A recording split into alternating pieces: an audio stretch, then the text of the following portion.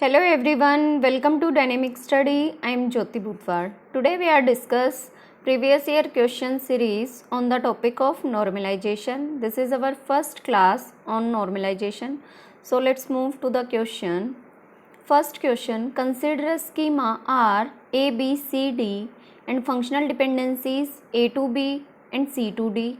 Then the decomposition of R into R1, AB and R2, CD is dependency preserve and lossless.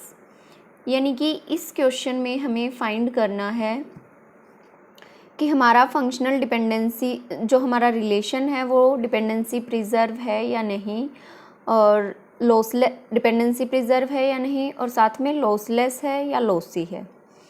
तो थोड़ा सा introduction ले लेते हैं डिपेंडेंसी प्रिजर्व और लॉसलेस का।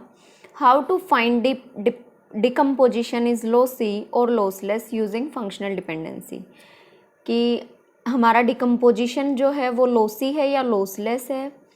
अगर हमारे पास फंक्शनल डिपेंडेंसीज गिवन है तो उनसे हम कैसे फाइंड करेंगे। First step, whether some column is lost और नॉट।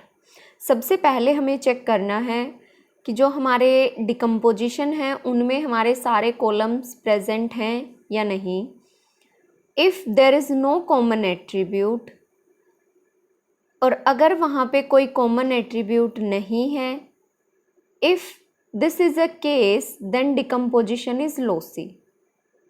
फर्स्टली सारे कॉलम्स हैं या नहीं, या कोई कॉमन एट्रीब्यूट नहीं है, तो उस केस में हमारा डिकम्पोजिशन लॉसी होगा। और अगर हमारे सारे कॉलम्स प्रेजेंट हैं और कोई भी उनमें कोई कॉमन एट्रीब्यूट भी है तो हमें चेक करना है, सेकंड स्टेप में है ये, first check the functional dependency in child table from parent table. पहले तो हम फंक्शनल डिपेंडेंसीज को चेक करेंगे child table from parent table, then find whether common attribute are candidate key और नोट, और जो कॉमन एट्रीब्यूट है वो किसी भी एक रिलेशन में कैंडिडेट की है या नहीं। अगर वो कैंडिडेट की है तो लॉसलेस होगा, अगर कैंडिडेट की नहीं है किसी भी एक डिकम्पोजिशन में तो अगेन लॉसी होगा। तो इस क्वेश्चन के लिए चेक करते हैं। इधर A to B functional dependency है, C to D functional dependency है। तो सबसे पहले कॉमन एट्रीब्यूट्स चेक करेंगे। सबसे पहले चेक करना है कि सारे एलिमेंट्स प्रेजेंट हैं या नहीं। सारे attribute A B C D relation के सारे एट्रीब्यूट्स प्रेजेंट हैं। देन उसके बाद चेक करना है कि इनमें कोई एलिमेंट कॉमन है या नहीं। A B रिलेशन R1 में A B, रिलेशन R2 में C D।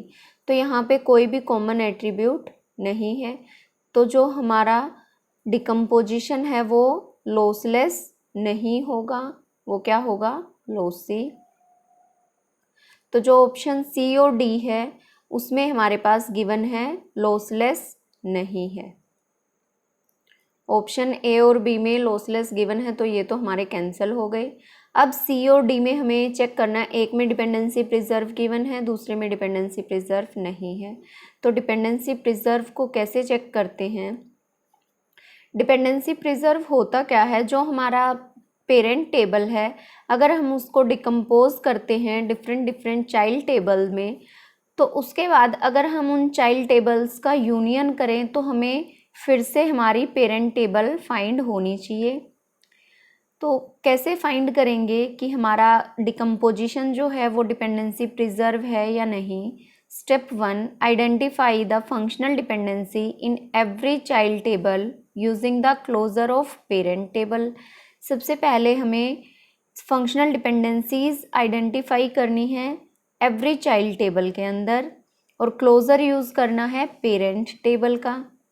उसके बाद then those which are directly visible can be eliminated.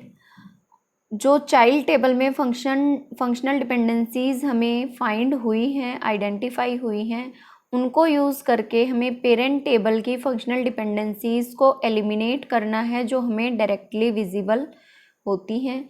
और जो रिमेनिंग है उनको हमें फाइंड करना है पहले क्लोज़र से but using functional dependency of children, यानी कि चाइल्ड टेबल की जो फंक्शनल डिपेंडेंसी हैं उनके क्लोज़र को फाइंड करके हमें वो फंक्शनल डिपेंडेंसीज चेक करनी है कि वो हमें मिलती हैं या नहीं।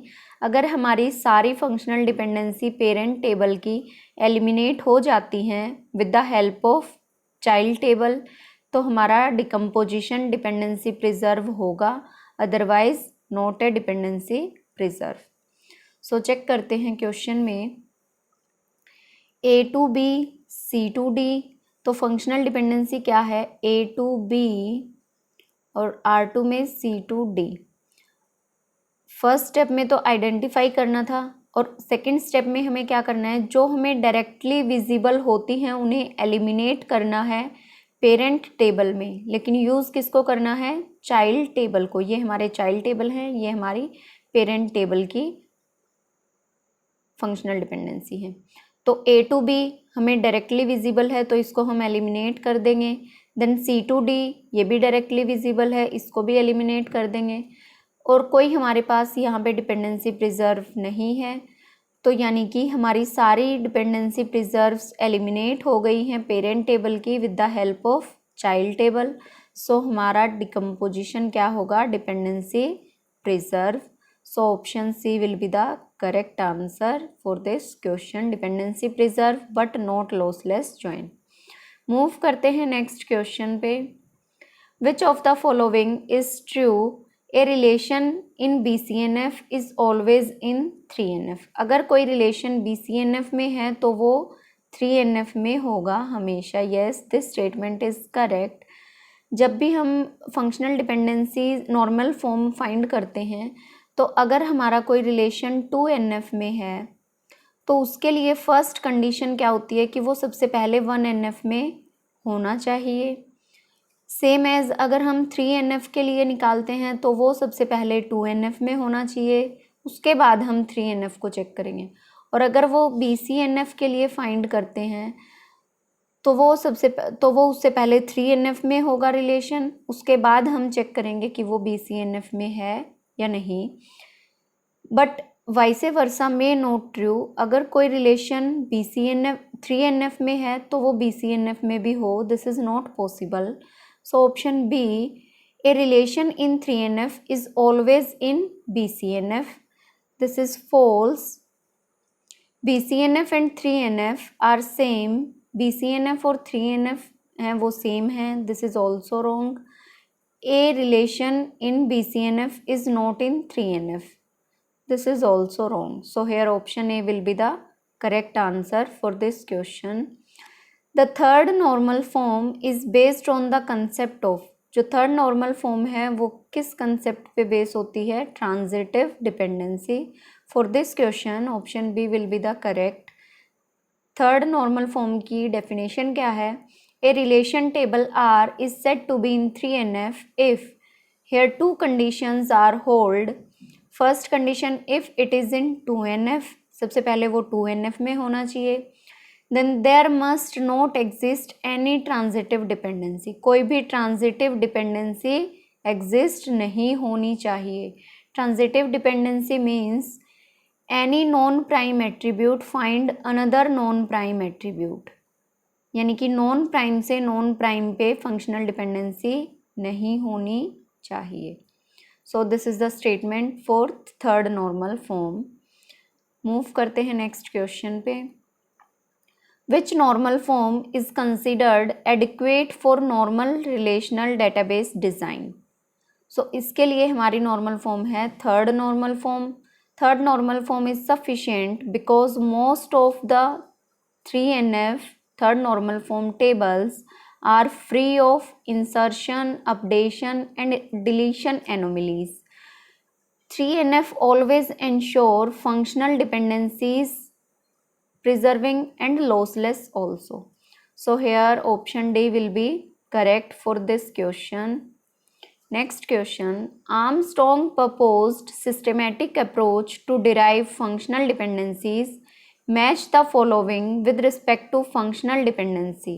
List 1 list 2 given है। Armstrong rules, इनको हम RAT rules भी बोलते हैं। फर्स्ट रूल क्या है, डिकम्पोजिशन रूल, यानी कि हमें डिकम्पोज करना है। सो अगर हम ए को मैच करें 4 से, डिकम्पोजिशन यहाँ पे गिवन है, if x to Y Z then x to Y and x to Z. x to Y को डिकम्पोज कर दिया x टू वाई में और x टू जेड में। यूनियन अपोजिट ऑफ डिकम्पोजिशन, यानी कि डिफरेंट डिफरेंट हमें फंक्शनल डिपेंडेंसी गिवन होंगी, उनको हमें कंबाइंड करना है। सो बी को हम मैच करेंगे 3 से, if x to Y and x to Z then x to Y Z. Next composition rule, composite करना है, if x to Y and z to w, तो कंपोज करेंगे दोनों को x to Z, x Z to y w। So C को match किया 1 से।